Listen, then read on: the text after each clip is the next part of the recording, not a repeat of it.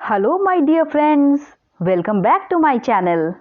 आज मैं आपको ऐसी कहानी सुनाऊंगी जो हमारी आम जिंदगी में होती ही रहती है। देवरानी जेठानी की कहानी है। सावित्री जी के 2 बेटे थे। बड़े बेटे की बहू नम्रता बहुत ही अच्छे स्वभाव की थी। सास ससुर का ध्यान रखने वाली थी। घर परिवार की पूरी जिम्मेदारी उसने उठा रखी थी।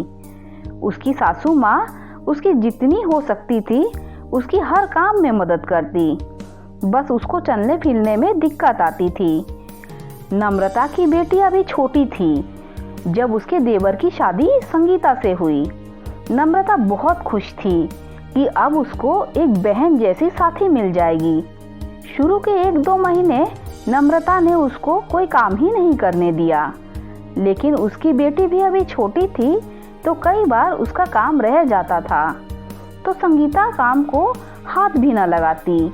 वो इतना भी ना करती कि बेटी पलक को पकड़ ले और थोड़ा टाइम उसके साथ खेले ताकि नम्रता काम कर ले। ऊपर से संगीता की एक आदत थी कि हर काम में कोई ना कोई कमी निकालती और खुद कोई काम ना करना पड़े इसके लिए कोई ना कोई बहाना ढूंढ लेती थी। नम्रता अगर कपड़े धोती तो उसकी मदद करने की बजाय वो फोन पर लग जाती या बाजार चली जाती, और जब काम हो जाता तो फिर आ जाती, दीदी आपने कपड़े अच्छी तरह नहीं धोए, मेरा सूट बिल्कुल साफ नहीं हुआ है, इसको फिर से धो देना। या फिर आप मशीन में कपड़े डालते हो तो हमारे कपड़े अलग से पहले धो डाला करो। नम्रता को यह बात बुरी लगती कि जब सबके कपड़े इकट्ठे धुल रहे हैं तो इनके कपड़े अलग से क्यों धोऊं, पर वो कुछ न कह पाती। खुद कोई काम न करना और दूसरे की गलतियां निकालना। आखिर उसकी सासू माँ ने उसे समझाया कि इसको खुद करने दो। एक दिन नम्रता कपड़े धोने लगी तो संगीता आकर कहने लगी, पहले साफ साफ हमारे कपड़े धो लेना और बाद में अपने। फिर नम्रता ने संगीता को कह दिया, ऐसा करो तुम अपने कपड़े खुद ही धो लो अपनी पसंद के। यह सुनकर संगीता कहने लगी, मैं तो बाजार जा रही हूँ। कोई बात नहीं, आके धो लेना, कहकर नम्रता ने उसके कपड़े अलग कर दिए। आखिर संगीता को अपने कपड़े खुद ही धोने पड़े और नम्रता ने भी चैन की सांस ली। आगे से नम्रता ने यही तरीका अपनाया।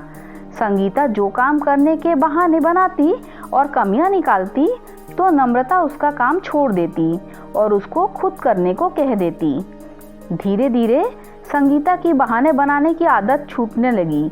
दोनों देवरानी जेठानी ने मिलकर काम करना शुरू कर दिया। कई बार ऐसा हो जाता है, जो इंसान चुपचाप सारा काम करता है तो उसका नाजायज फायदा उठाया जाता है। इसके लिए यही तरीका ठीक है कि उसको अपना काम खुद कर लेने दिया जाए। इससे सारा नहीं तो अपने हिस्से का काम करने से दूसरे का काम आधा तो हो ही जाएगा। अगर आपको देवरानी जेठानी की ये स्टोरी अच्छी लगी हो तो लाइक कर दीजिए, मेरे चैनल को सब्सक्राइब कर दीजिए। जब आप मेरे चैनल को सब्सक्राइब करें तो बेल का आइकन भी प्रेस कर दीजिए, जिससे मेरी आने वाली सारी स्टोरीज आप तक सबसे पहले पहुंच जाए। Thanks for listening.